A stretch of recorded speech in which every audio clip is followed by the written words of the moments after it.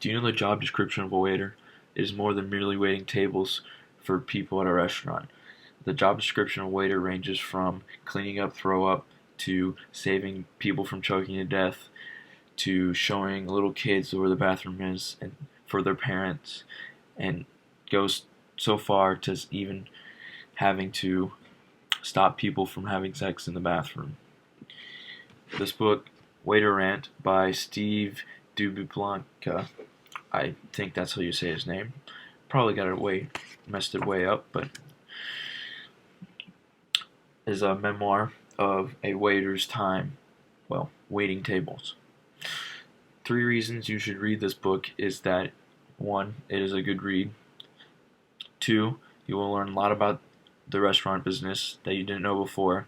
And 3, it'll help you decide if you really, really want to take that waiting job. The first reason that you should read this book is it's a good read. First off, it's hilarious. I mean, all you have to do is read the little summary at the back.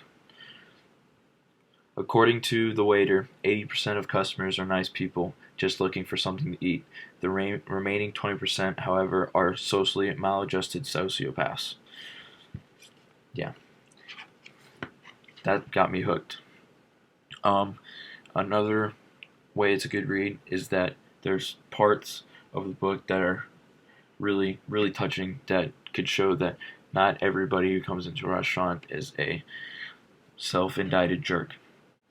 An example of this is when this couple walks in to the restaurant and they have their daughter with them, and the daughter asks Steve, "Who's that man out front?" And he's like, "Oh, that's Clyde. He's harmless." And she's like, "Oh, why is he just standing there?" And he's like, "Yeah, well, he's homeless." And then she's like, "Oh, well, why is he homeless?" And he's like, "I don't know. There's multiple good reasons he's probably homeless."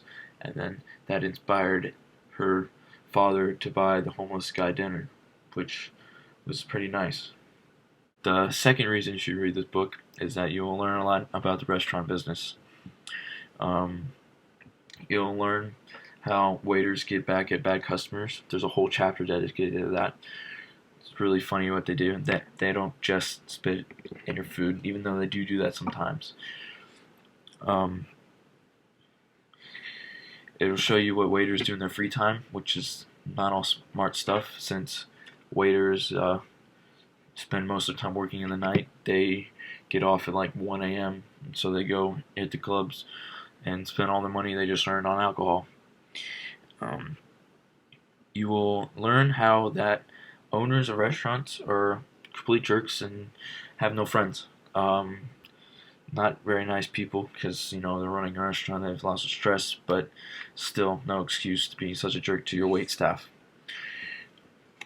And you'll also learn about all the corruption that goes on in a restaurant, which is a lot from the managers taking waiters' money because they're control freaks.